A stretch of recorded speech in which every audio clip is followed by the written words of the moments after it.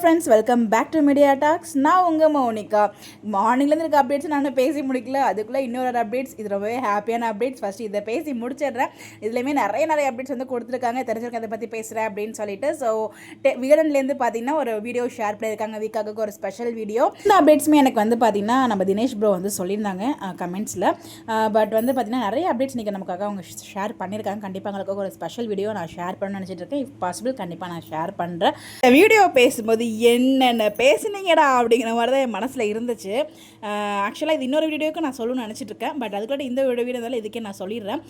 ஆக்சுவலாக ஒரு பாஸ்ட் 1 வீக்காக எவ்வளோ நெகட்டிவிட்டிஸ், அது எல்பி ஃபேனா இல்லை எந்த ஃபேனே தெரில. ஸோ ஃபுல்லாக சுவாமி மேலே அவ்வளோ நெகட்டிவ் வந்துட்டு இருந்துச்சு. சுவாமி மேலே மட்டும் இல்லை, எல்பி மேலேயும் ஒரே நெகட்டிவிட்டியாக வந்துட்டு இருந்துச்சு. ஸோ அதுக்கு எல்லாமே சரியான பதிலடி கொடுத்துருக்காங்க. நிறைய இடத்துல அவங்க பதிலடி கொடுத்துட்டு தான் இருக்கிறாங்க.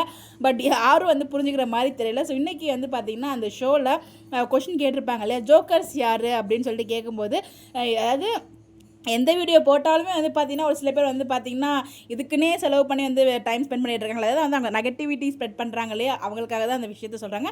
அந்த மாதிரி நெகட்டிவிட்டி, அதாவது அவங்களுக்கு இருக்க டைமை கூட யோசிக்காமல், ஸோ என்னை பற்றி ஏதாவது வீடியோ வந்து என்னை பற்றி பேசுறதுக்காகவே வந்து ஒரு சில பேர் வந்து கமெண்ட் பண்ணுறாங்க இல்லையா, அவங்களுக்காக இந்த ஜோக்கர் அப்படிங்கிற பட்டத்தை தரேன் அப்படிங்கிற மாதிரி சொல்லியிருந்தாங்க. ஸோ நெகட்டிவிட்டி ஸ்ப்ரெட் பண்ணுறவங்களுக்கு தான் அவங்க வந்து அழகாக மென்ஷன் பண்ணியிருந்தாங்க. அதை பார்த்ததுமே சரியாக சொன்னீங்க எல்பி அப்படிங்கிற மாதிரி தான் நான் ஃபீல் பண்ணேன். இது இப்படி சொல்லி அவங்க திருந்துவாங்கன்னு நினைக்கிறீங்க? திருந்த மாட்டாங்க. பேசுகிறவங்க பேசிட்டு தான் இருப்பாங்க. அந்த வீடியோ கீழேயுமே ஒரு 1000 கமெண்ட் போடுவாங்க. அதெல்லாம் அவங்களாம் திருத்த முடியாதுங்க. ஒன்று அவங்களா திருந்தணும், இல்லை யாராவது சொல்லி திருந்தணும். ரெண்டுமே ஒன்றும் பண்ண முடியாது. அவங்க பேசுகிறவங்க பேசிட்டு தான் இருப்பாங்க. பட் எனிவேஸ், எல்பி அவங்களோட சைட்லேருந்து ரொம்ப அழகாக வந்து ரிப்ளை கொடுத்துருந்தாங்க. ஸோ எல்பி அண்ட் சுவாமி 2 பேருக்குமே தனித்தனியாக வந்து ஒரு இன்டர்வியூ எடுத்திருந்தாங்க. ஸோ அதை பற்றி நான் அப்கமிங் வீடியோவில் நான் ஷேர் பண்ணுறேன். ரொம்ப இம்பார்ட்டண்டான நிறைய விஷயங்கள் வந்து ஷேர் பண்ணியிருந்தாங்க. எல்பி பற்றி நீங்கள் நிறைய விஷயங்கள் தெரிஞ்சுக்கணும், அடுத்த வீடியோ பாருங்கள்.